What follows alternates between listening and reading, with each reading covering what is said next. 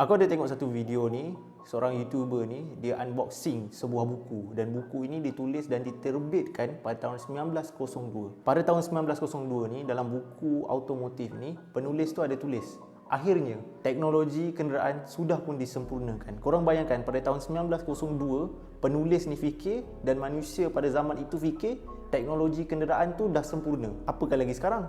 Cuba korang bayangkan, esok hari, okey, kita bayangkanlah pada tahun 2040 korang keluar rumah dan semua kenderaan yang ada di atas jalan adalah kenderaan elektrik dan kenderaan hidrogen.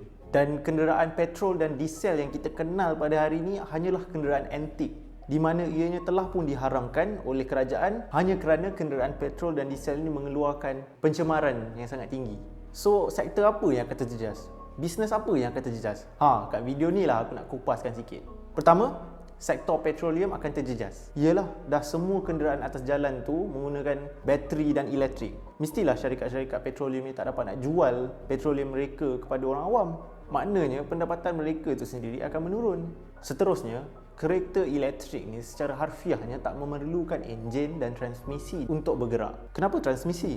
Ialah sebenarnya kenderaan elektrik ni hanya memerlukan motor elektrik untuk bergerak. Seterusnya adalah radiator. Ialah macam kita tahu kenderaan elektrik tak menjana haba yang tinggi seperti kenderaan yang mempunyai enjin di dalamnya. Selain itu, fuel injection. Ialah dah kenderaan tu tak ada enjin, maka tak perlulah nak ada fuel injection, spark plug ni semua. Okey, so korang nampak tak aku nak pergi ke mana ni? Kereta ni tak ada enjin dan tak ada transmisi. Kalau kereta ni tak ada enjin dan transmisi, maknanya kereta elektrik tak memerlukan minyak pelincir untuk menggerakkannya.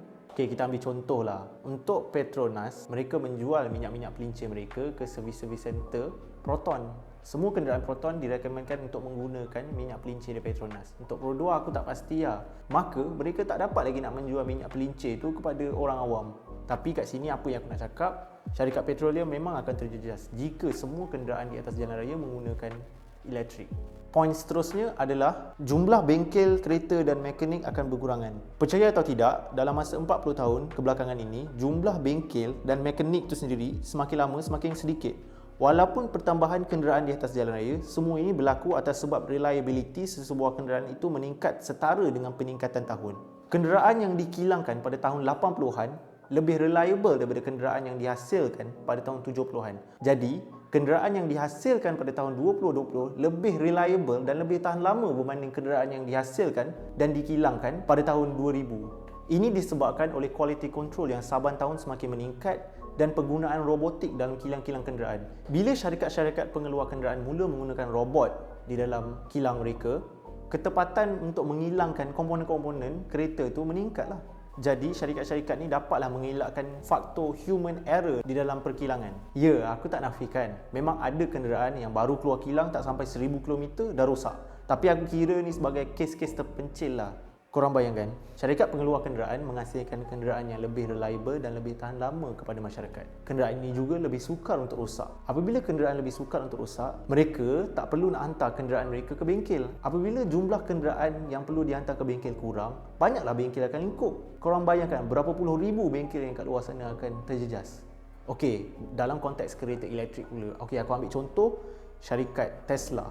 Mereka katakan di dalam kereta mereka hanya ada 17 bahagian yang bergerak berbanding dengan 2000 bahan bergerak di dalam kereta konvensional.